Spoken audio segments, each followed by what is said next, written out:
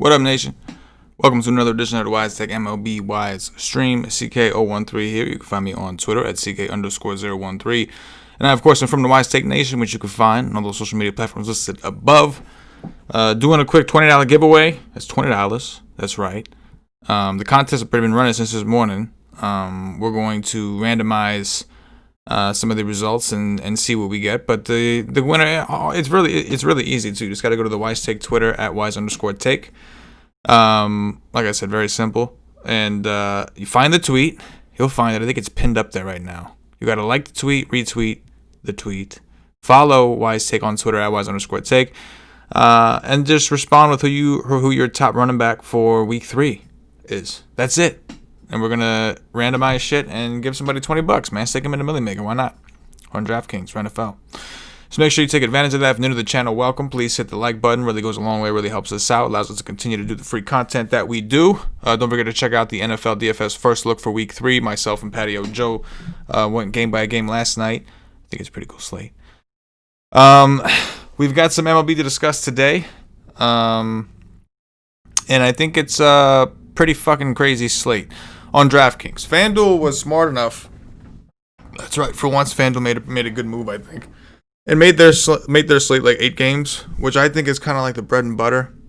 You know, a 14-game slate of anything is a little much, especially baseball, like a daily sport. But anyway, we are gonna do what we do. I'm gonna go through these pictures and kind of go over with you guys. Just me today, no Paulie D, but it's all good. We will do dirties. So with that said, we'll go ahead and jump in here, starting with Shane Bieber. So for the first 3 pitchers we're going to talk about, they're not on FanDuel, they're on DraftKings only. Shane Bieber's numbers are just elite. I mean, they really stand above none. Like, if you look at the top bar, you can see it's all green. ERA, FIP, XFIP, his whip. He just leads in so many categories. Strikeout rate, everything just looks phenomenal. So he's your number one, right? Low walk rate, everything looks good for Bieber. I think if you can get him in on DraftKings, go for it. The White Sox can be a tough opponent, but the White Sox do strike out a lot. Also, this game is in Cleveland, so I feel pretty good about Bieber's chances today. I think Trevor Bauer is interesting in tournaments as a pivot to save a little bit of money. Are you saving enough to take the risk, or do you play them together and just try to find some value stacks? I think that's fine. Playing him over Bieber is purely an ownership move, in my opinion, and I don't think he's cheap enough where he's doing enough for me to where I would choose to go down to Bauer. But again, Milwaukee is second in the league in strikeouts to righties. They have been most of the season, and they've struggled. He's got a risky park. He's at home in Cincinnati, Great American Small Park, as we like to call it. So there's some things to consider, right? But yeah, I think Bauer's fine for tournaments. Lucas Giolito, I think, will be the lowest owned of these 3 on DraftKings. Especially being that his opponent, he is playing the Cleveland Indians, who are a little bit of a tougher offense to strike out traditionally. I think that Giolito's strikeout rate alone commands some attention if you think he's going to be lower owned. And you look at the swinging strike rate, it's comparable to Bieber, to Kenta Maeda. That's the one thing with Bauer and Bauer's great. I'm not trying to speak down about the man. He's been given a phenomenal season, but the swinging strike rate is a lot bigger for those 2 guys than it is for Bauer. Right? Cleveland's been a good offense, but Giolito's done well against Cleveland his last 4 times against them. So I do think Giolito is in play, needless to say, in tournaments. For Glass now, I'm really only looking at on FanDuel. I'm not crazy about him. Now, the strikeout rate's been awesome, 38%.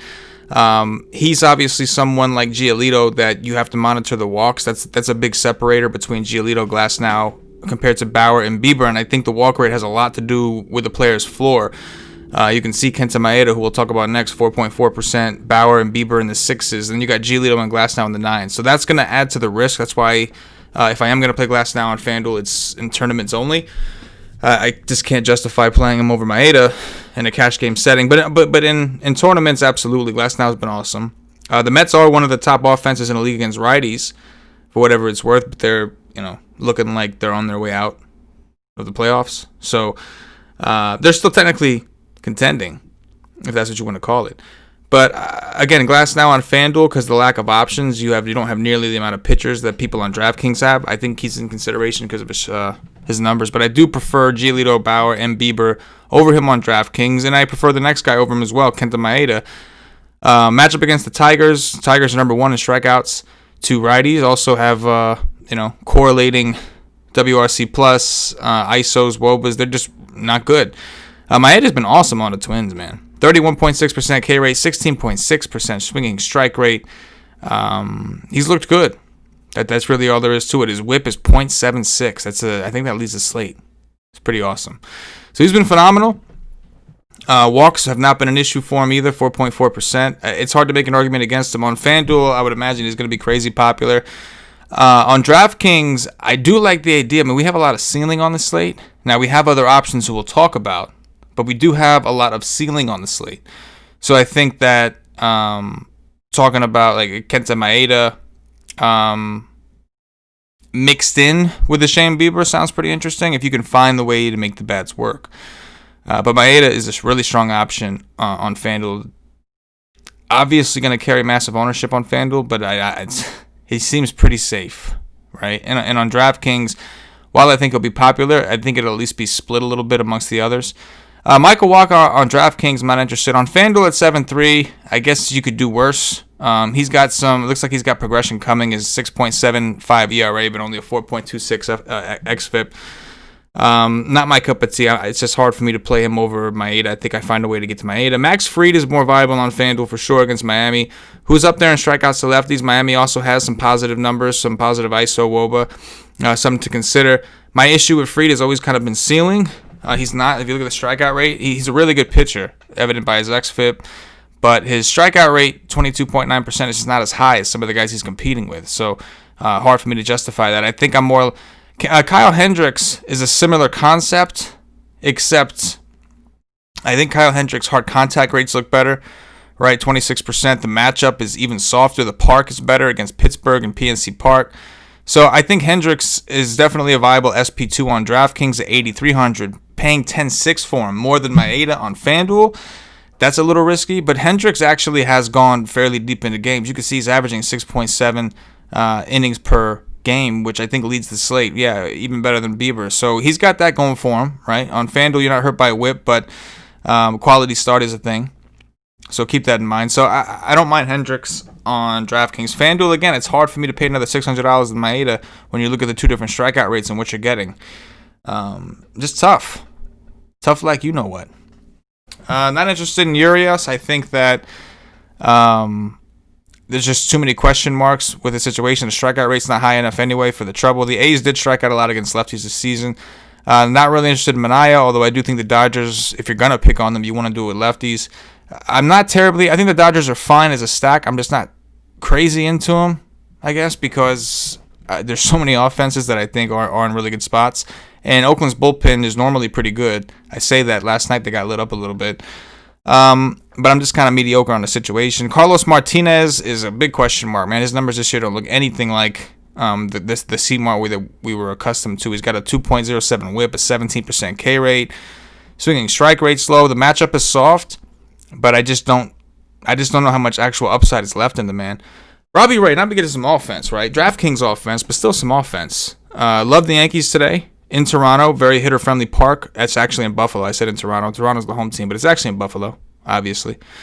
I think that Robbie Ray... I think Robbie Ray's been terrible. 5.29 xFIP, 1.91 whip. He does have a 27% K rate, so the Yankees are subject to that. But the Yankees are healthy right now. They're healthy. We haven't seen them this healthy. A 17% walk rate. It's just nothing but trouble. And you're going to end up getting the Yankees who are healthy, right? You got... I haven't seen their actual lineup. I'm going to look at it right now.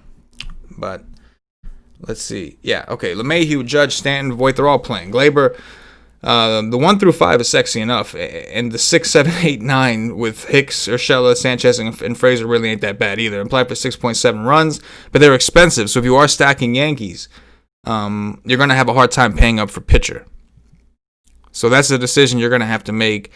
We have some cheap guys that I'm interested in, but I do think this is a day where I'm going to chase some of that ceiling with the spend up. So I'm going to want some offenses who are cheap also. But the Yankees, first offense here, that's in a really good spot.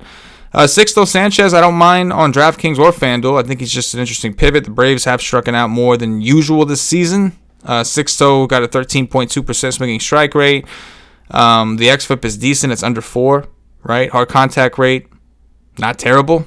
I'm going to see 27%, not terrible. So I'm fine with him, but he doesn't do a ton for me.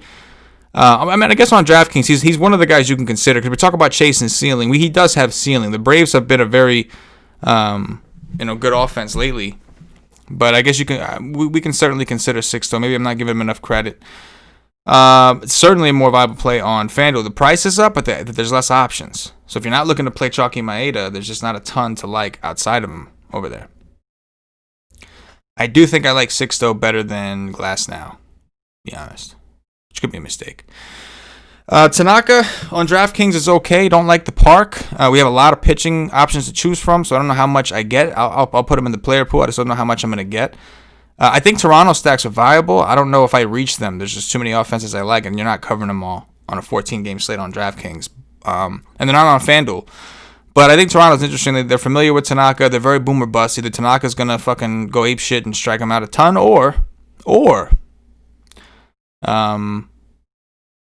Toronto hits him a little bit.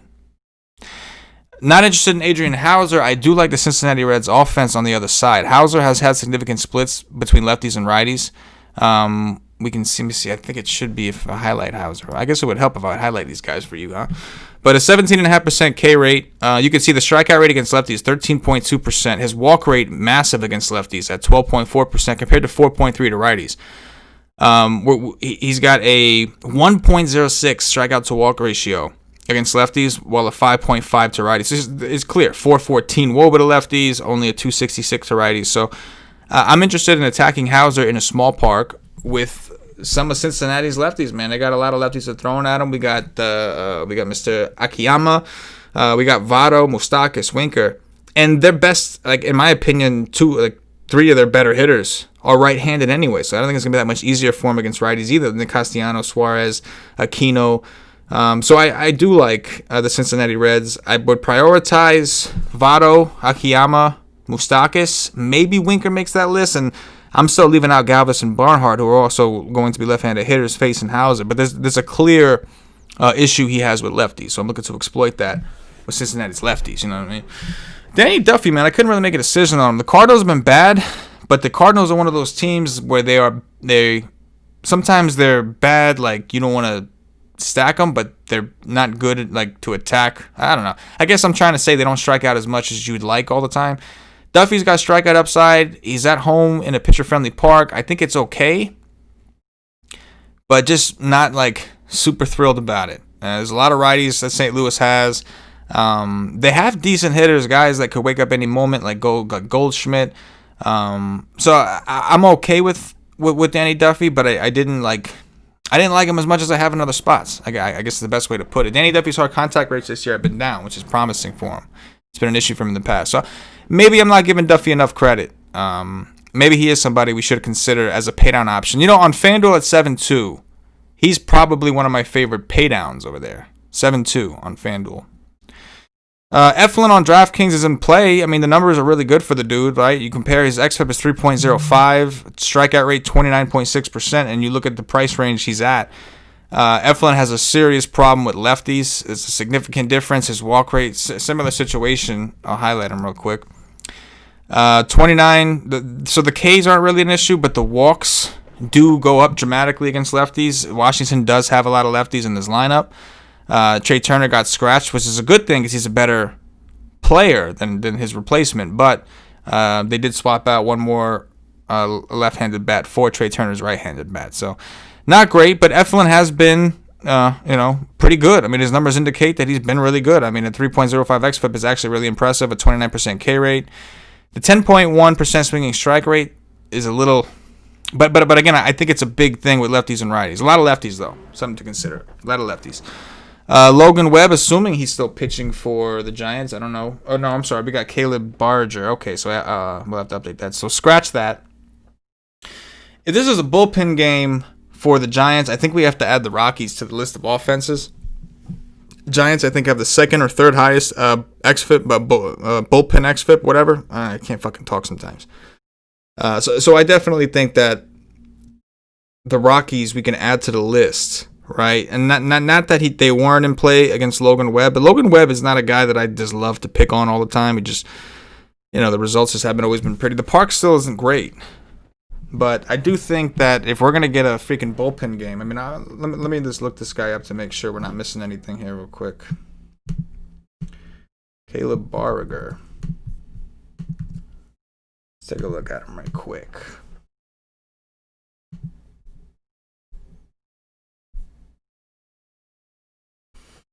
Okay, so yeah, 21 games he's played. Very low strikeout rate. 1.37. I think we have to add the Rockies to this list. Very big fly ball guy, and I understand that it's a bigger park, but 5.89 xFIP. This seems like a pretty good spot for the Rockies. I like both offenses in the game to begin with. Late night hammer action. I'll talk about the Giants in a minute, but yeah, I think it's a pretty good spot for the Rockies offense as well. Which could be low, and then it's on both slates. Holla. Alex Young on DraftKings, I don't even hate it because it's the Rangers. Do I like it? No, but I don't hate it because it's the Rangers. Nathan Eovaldi, I do actually like. 84 on FanDuel, I wasn't a fan of for a pitcher that is not a lock to, or not even a high probability of getting the quality start. But on 7K on DraftKings, I do like it. 25% K rate, 3.5 xFIP, looks good. What has he got? A 12.2% swinging strike rate. I'm fine with him. Hasn't really had major splits to lefties or righties. He's just been pretty good. Righty 7.33 strikeout to walk ratio. That's good. He's playing Baltimore, who's missing their best hitter, Anthony Santander. Not a great park, but cooler temps. I like Eovaldi as an SP2. The Cubs against Trevor Williams, I like a lot, man. Not Williams. I like the Cubs. Definitely want to attack Trevor Williams, man. This dude's home runs per 9 is over 2. He's been giving up a ton of home runs.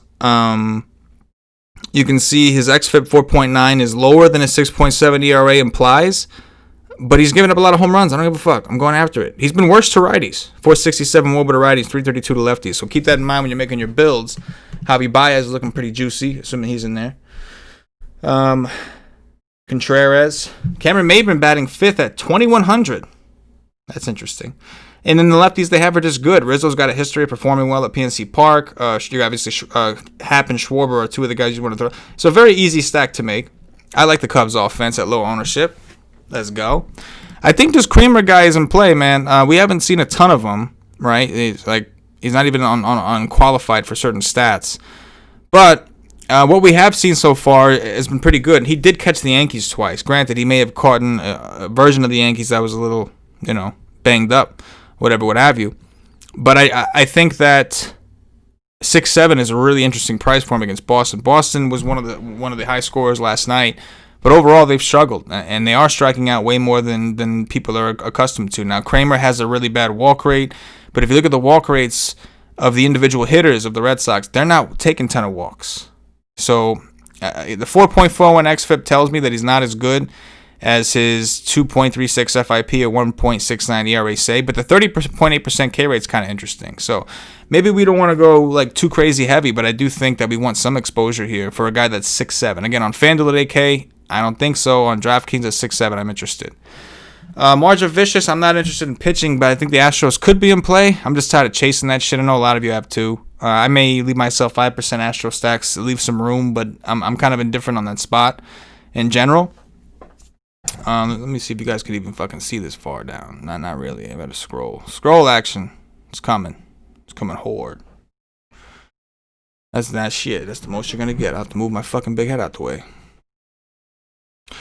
We'll go to Castellani. I like the Giants already. And the 6.29 xFIP. I understand a lot that he pitches in cores as well, but he struggled to both sides of the plate. Hard contact rate is up. I like it. So I always play the Giants. I always leave room, and they've done me really well this season, man. They haven't disappointed me much, so I'll continue to go that route.